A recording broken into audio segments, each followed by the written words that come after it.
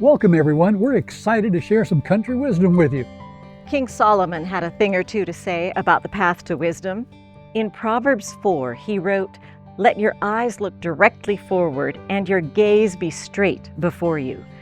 Keep straight the path of your feet, and all your ways will be sure." Join us now for country wisdom.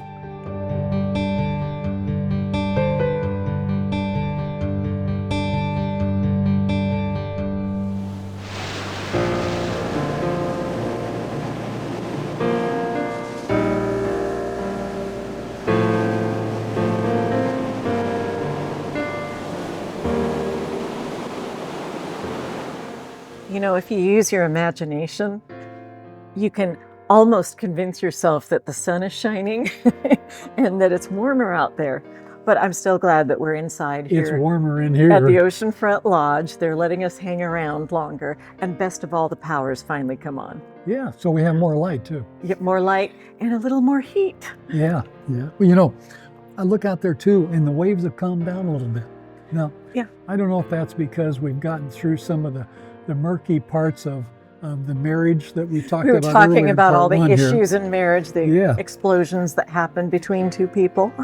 And there's some things, and there's reason for those explosions too. You know, like marriage killers, contempt. Contempt is a big one.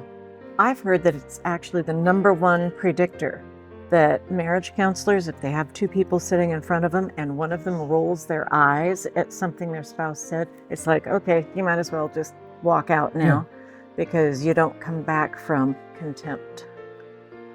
It's insidious. It begins permeating everything you think about and everything you do. And so how do you, when you get to that point, I've got to stop myself and say, but God can. You know, as I almost had it out, I'm missing, but wait a second, God can change that. God can change those thoughts. God can alter all of that. But in marriage, they can become big problems because we sometimes don't let God into the middle of that situation. It's just the two people confronting one another. And so you've got all of the disrespect, the criticizing. Matter of fact, you know, you watch all these TV programs, what do you have? The guys run off and the guys have their beer clutch and they talk about the women. And the wives run off and they talk about the husbands. Complaining. You got to ask, complain. How does that help anything? It doesn't. You might think that you're venting your feelings, but I think you're just adding fuel to the fire. The more you mull over everything that bothers you about them, there's a difference. You can go to a friend and say, look, basically, here's the issue. Any advice? But most of the time, we're not really looking for advice. We're just looking for someone to say, yeah, he really is a jerk. Yeah, you shouldn't live with him. Right. You know, You're out. better than this. Get out. You need someone better. You can get anyone you want. Yeah. And of course, that makes us feel like we're all that. No one wants to admit that maybe you're you're not the solution, you're the problem. But you bring up a very good point. Now, what if the husband looks and says, you know, honey, I appreciate you so much. You know, I'm doing these things over here and you're taking care of all of this. And if we didn't do it together, it wouldn't happen. Do you know, I was reading, and the man who was writing the book, he was talking about a point where he and his wife, their relationship was actually very, very tenuous. And he was listening to some preacher or counselor on a radio show. And they said one thing, and he thought, I think I could probably manage that. And it was like, every day, find one thing about your spouse that you can genuinely compliment them on. And he decided as he's driving home from work that, okay, I'll give that a try. I'll do it if it kills me. You know, right? I can probably find one thing. Right?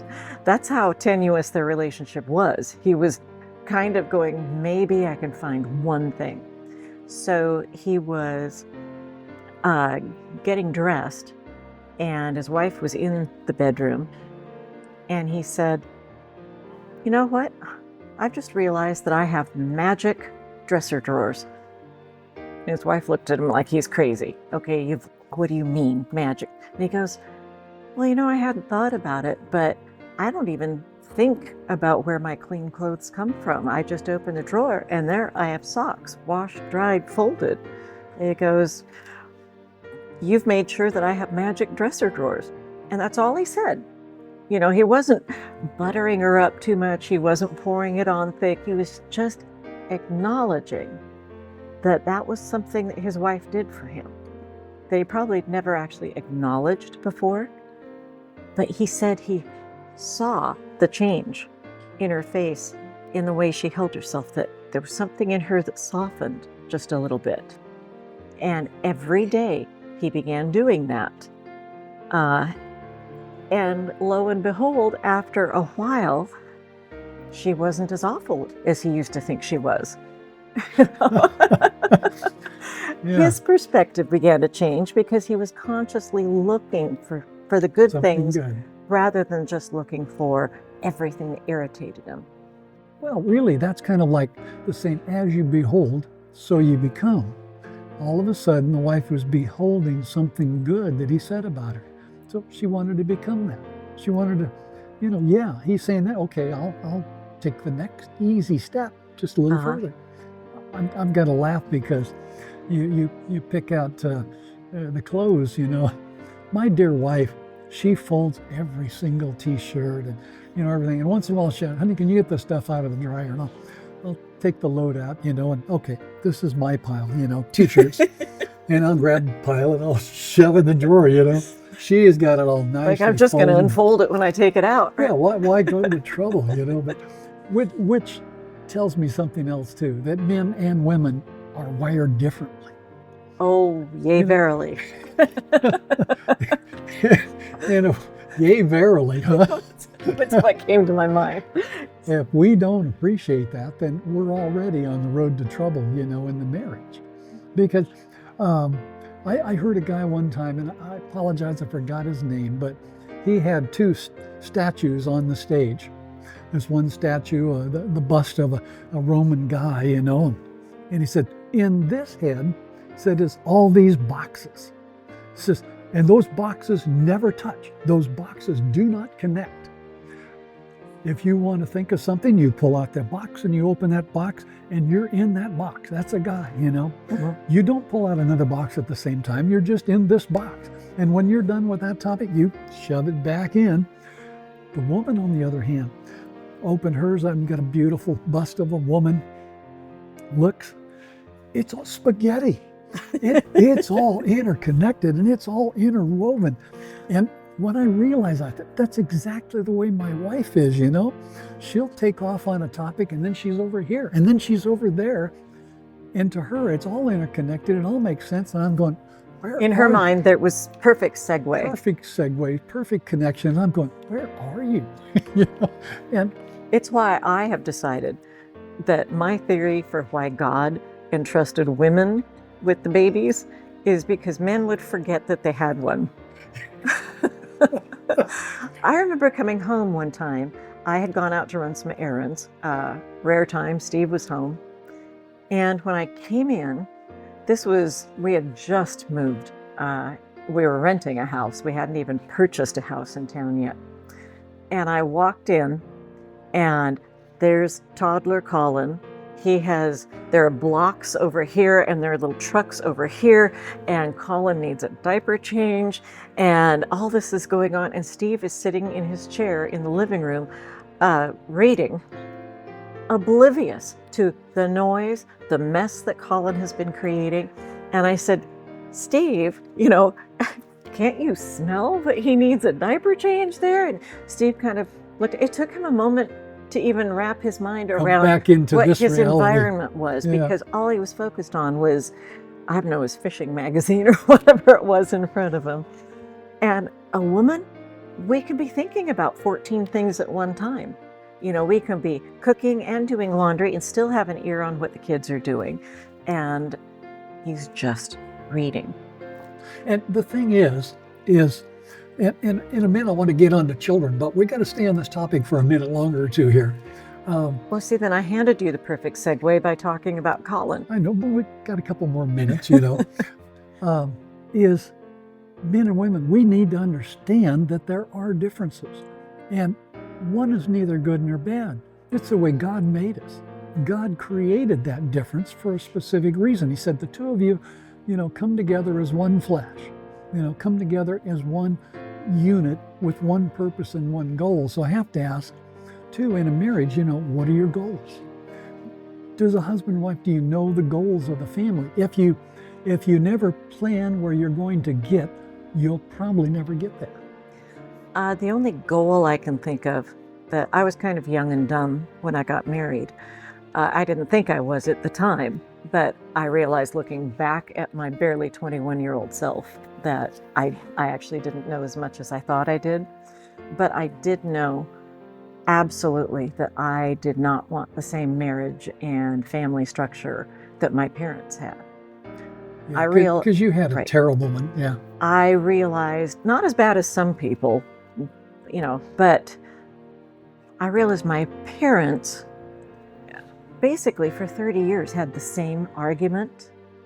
It would get to a point where usually my mom was the one who would just blow up. I mean, like, we're talking throwing things. And as a 4-year-old, I knew words that 4-year-olds shouldn't know, and I knew that meant daddy. But then it's like, once all that emotion got out, then things would quiet down for a while. But then it would just start, like building up again. And you could almost predict when the next big blowout fight was going to be. But they never settled anything. All of that energy, all of that hate, and it wasn't going towards continually building recycling a stronger relationship. Yeah. It would just kind of, I guess she would vent and get it all out of her system for a while, disappear into her bedroom for days, and then it's like, oh, that never happened. It's so sad because, in a marriage, a good marriage, and you can get to that point, is you also need to know what are the values in the marriage. Sit down, talk with one another. What are our values as we go forward in this marriage? What, not only the goals, what are our dreams? What kind of dreams do we have as a new unit? Because we came together as husband and wife, now we're one.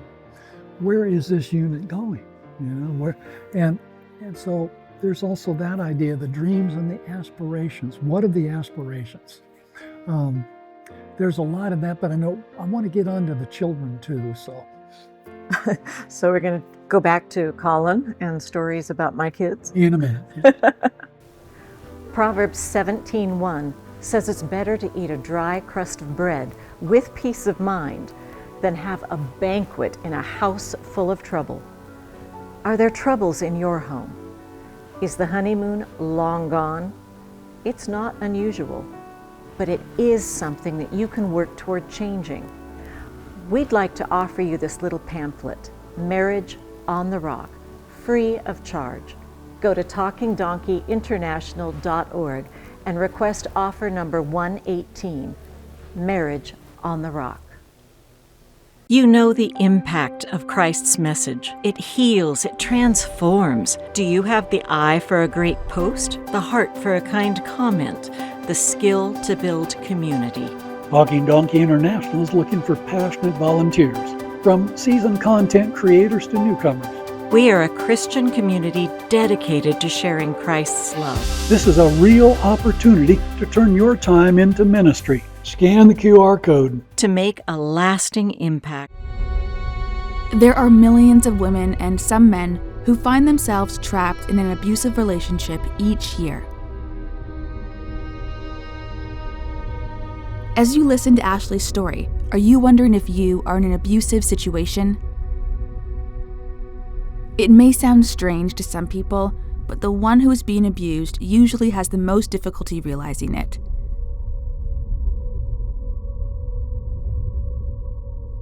Delivered from the Abuser will provide you with the answers.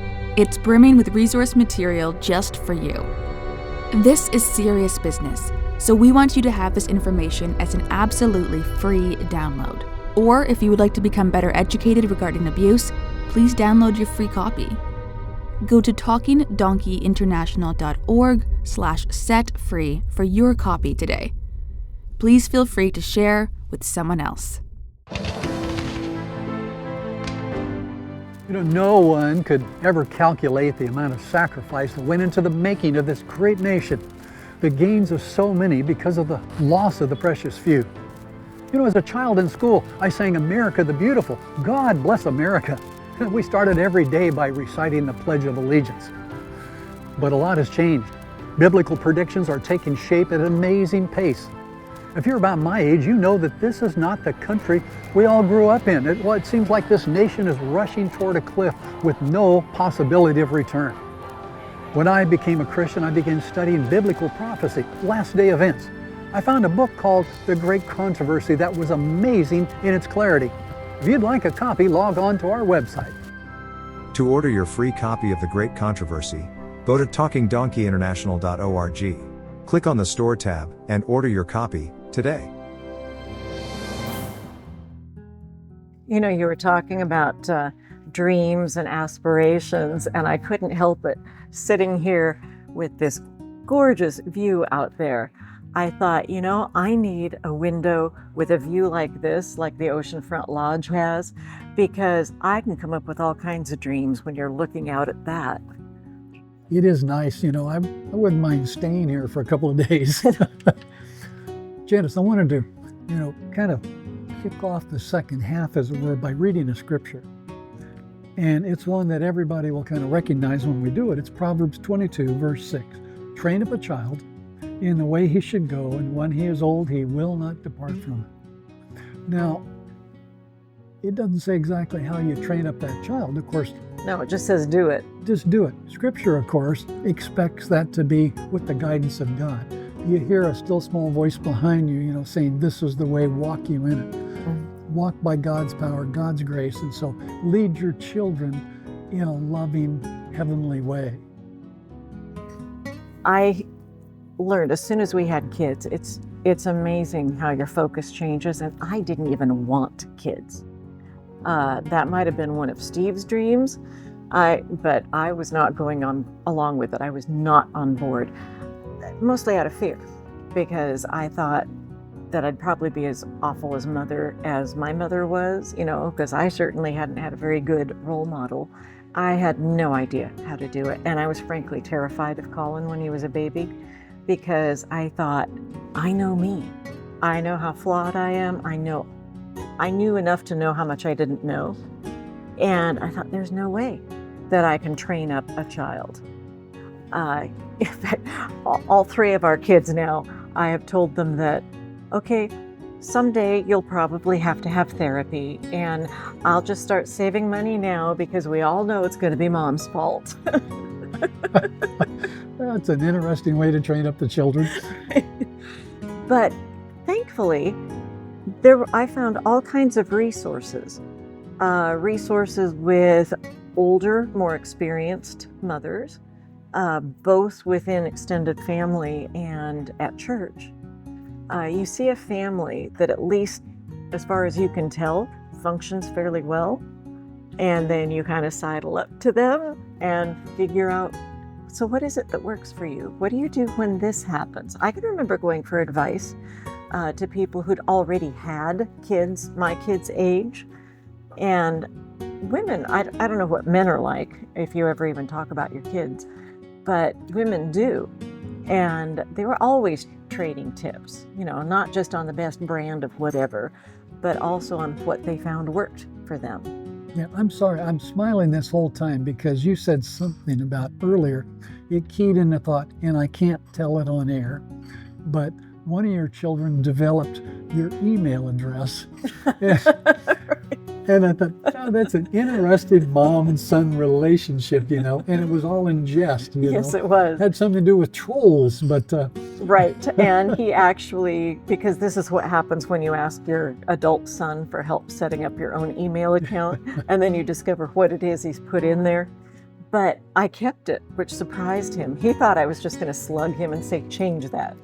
And instead, I kept it because it makes me smile. It Well, makes me think of him. You've had such an amazing, interesting relationship with all of your kids. You know, One that I could not have predicted. yeah, your daughter came over and helped us here on the set, and she is such a character. You know, she's got lots of comebacks and everything, but sweet. And she loves to tell me what to do now. Yeah. Oh, yeah. Every now and then I have to say, now, which one of us is the mom here? Because it used to be me. But let's go back a second, because as far as you're still almost kids yourself if you get married at a younger age. You know, I was 22, and it was about 10 years later I realized I should have never gotten married that young. You know, for a guy, that's too young. For a woman, they're more of an adult at that age already, but a guy is not. Not usually. Is you know, you get married young, and all of a sudden you've got children in the mix, and you're saying, what do I do now?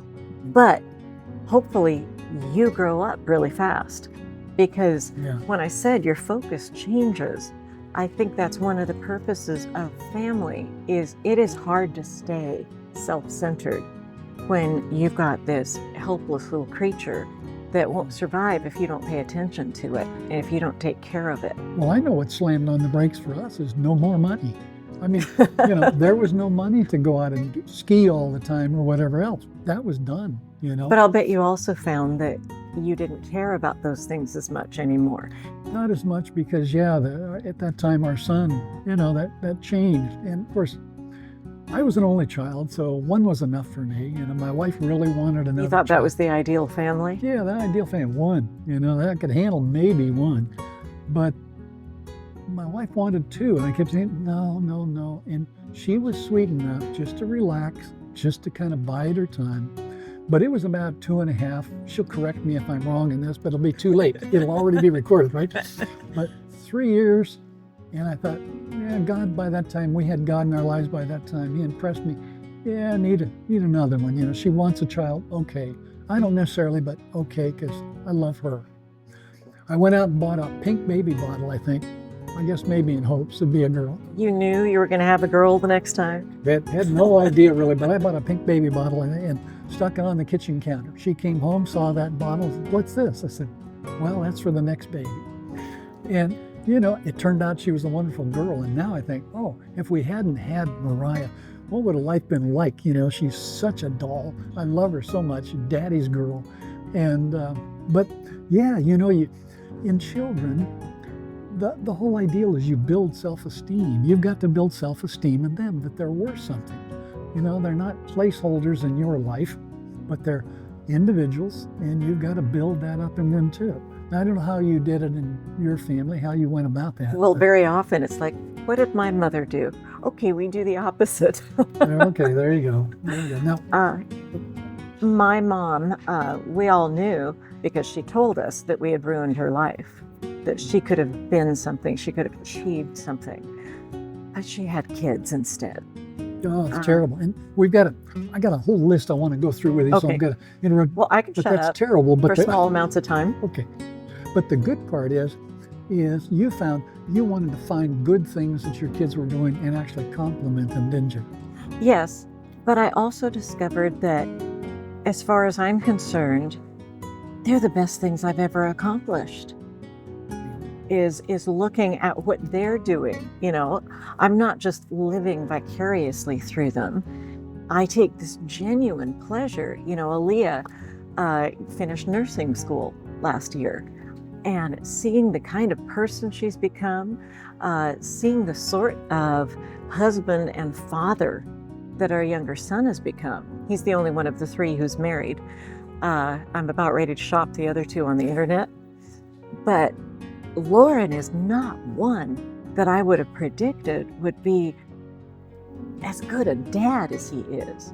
And watching him with his kids, it's like, I must have done something right, you know, and literally it's thank you, Lord, that came through. Had nothing to do with his father either. One thing that I did with my kids that, again, entirely opposite. I'm just ignoring your comment, by the way, about death. No, when the kids are doing well, they're my kids. You know, we all know how that goes. One thing that I did do with my kids that was 180 degrees from what my parents ever did, was letting them know when I'd been wrong. You know, not making them think that, well, I wouldn't have blown up about such and such if you hadn't done this. You know, I would admit that I'm sorry. You know, Mommy, I lost my temper. I should not have done that. That was not your fault. I did that with especially my son, a lot more strong-willed, headstrong. And sometimes I'd do some things that I'd come back later and say, honey, I'm sorry. You know, I shouldn't have done that. I shouldn't have acted Because like I never heard that from either one of my parents. Yeah, It was makes a always difference. somehow my fault. But I got to say, we're really running out of time. I had a whole list, so I'm going to tell you And a I few of promised these. to shut up. And grab a hold of something you think is one of the most important out of the bunch. Be consistent with discipline. Yeah. Make time for your kids. Be a good role model. Make communication time with them. Talk with them. Be on the same page as parents. I'm going to stop there for a second because that's a monster one. It is. A couple of minutes left here. What would you say about that? One of the biggest arguments that Steve and I have ever had, because we don't have huge ones. We have, you know, there have been some discussions, but, you know, our kids will tell you that they never heard us fight. And that's because we just didn't have that kind of fight. But Steve was raised, came from a family that was all vegetarian, capital V.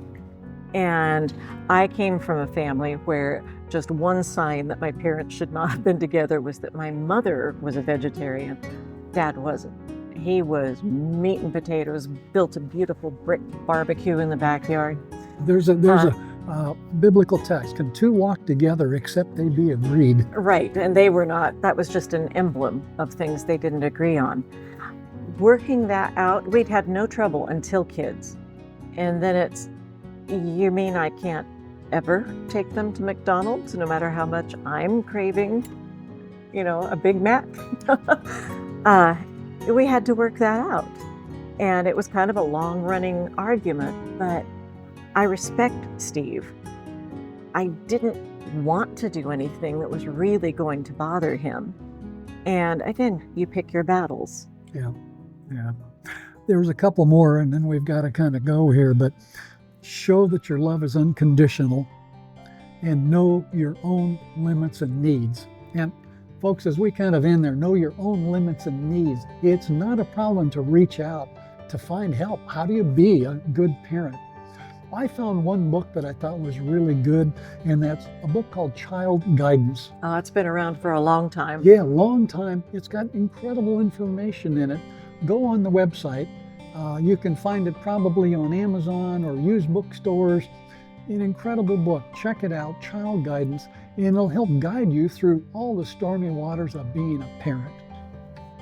Thank you for watching. Join us again for another exciting Country Wisdom. See you next time.